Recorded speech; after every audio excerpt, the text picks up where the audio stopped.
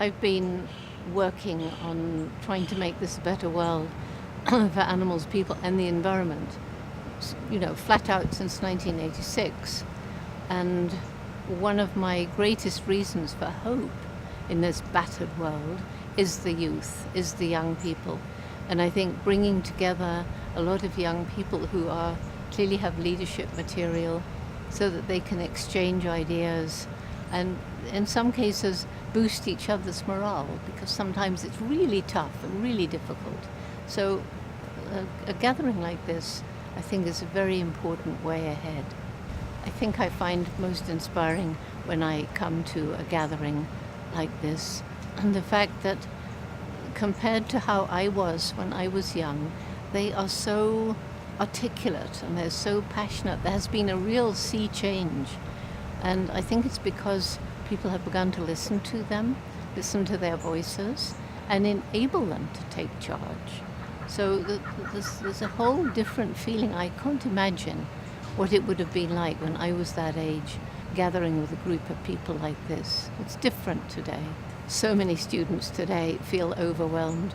It was this reason that caused me to begin our youth program, Roots and Shoots, back in 1991, because I think the big problem is this saying, you hear it all the time, think globally, act locally. But if you start thinking globally at all the problems that we've inflicted on the planet, you don't have the heart to take action locally. What's the point?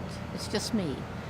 If I pick up litter, what difference will it make? If I save electricity, if I save water, won't make any difference. But if you can get a group of young people together, they very quickly realize that if all of them pick up trash, if all of them save electricity, if all of them persuade their friends and their parents to do the same, there starts to be the beginning of the kind of change we must have.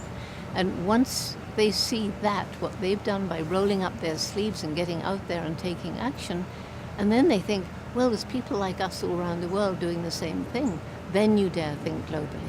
I think that very many of the students that I've met here are already taking action, and they hopefully, by being with their peers, they'll be inspired to take greater action.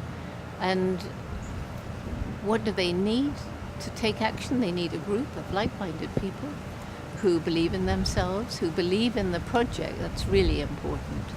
And then see the difference that they make. I think we're creating a critical mass of young people who understand that, yes, we need money to live, but we mustn't live for money in and of itself.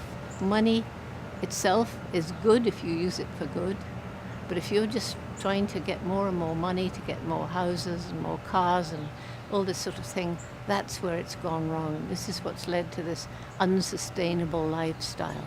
I mean, I know kids who feel they have to have a new dress for every new date. Well, I can wear the same one for 10 years. We just have to get a new mindset and stop wasting and think about our ecological footprint. And I think the most key thing is to realize that every day on this planet, you make a difference.